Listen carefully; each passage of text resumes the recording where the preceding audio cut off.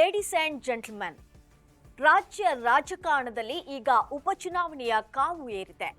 ಈ ಬಾರಿಯ by election ಅನ್ನ ಕೇವಲ ಚುನಾವಣೆ ಅಂತ ನೋಡದೆ ಅಸ್ತಿತ್ವದ ಹೋರಾಟವಾಗಿ ಕಾಂಗ್ರೆಸ್ ಪರಿಗಣಿಸಿದೆ.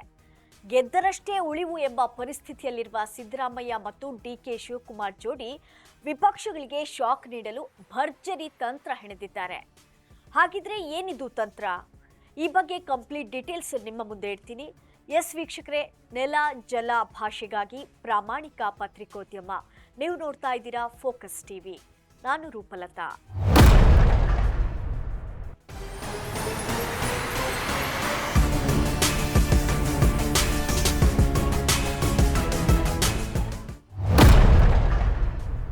ಸಾಮಾನ್ಯವಾಗಿ ಉಪಚುನಾವಣೆ ಅಂದಮೇಲೆ ಉಸ್ತುವಾರಿಗಳನ್ನ ನೇಮಿಸಲಾಗುತ್ತೆ.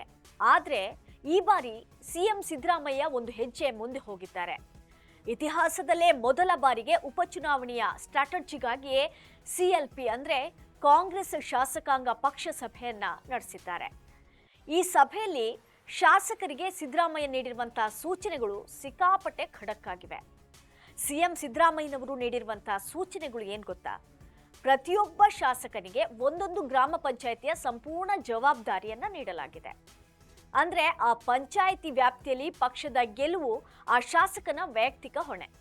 ಇದರ ಜೊತೆಗೆ ರಾಜ್ಯ ಸರ್ಕಾರದ ಪಂಚ ಗ್ಯಾರಂಟಿಗಳು ಮತ್ತು ಜನಪರ ಯೋಜನೆಗಳನ್ನ ಪ್ರತಿ ಮನೆಗೆ ತಲುಪಿಸಲೇಬೇಕು ಅಂತ ಶಾಸಕರಿಗೆ ಕಟ್ಟಪ್ಪಣೆ ಮಾಡಿದ್ದಾರೆ.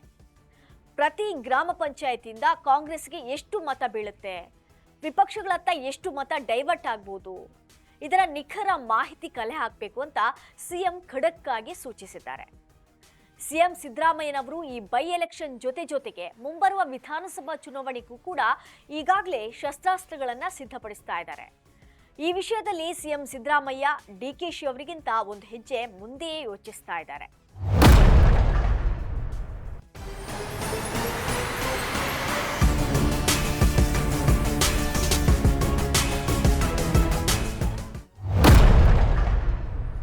ಒಟ್ನಲ್ಲಿ ಸತೀಶ್ ಜಾರಕಿಹೊಳಿ, ಜಮೀರ್ ಅಹ್ಮದ್ ಸೇರಿದಂತೆ ಘಟಾನುಘಟಿ ನಾಯಕರ ದಂಡೆ ಈಗ ಅಖಾಡಕ್ಕೆ ಇಳಿತಾ ಇದೆ.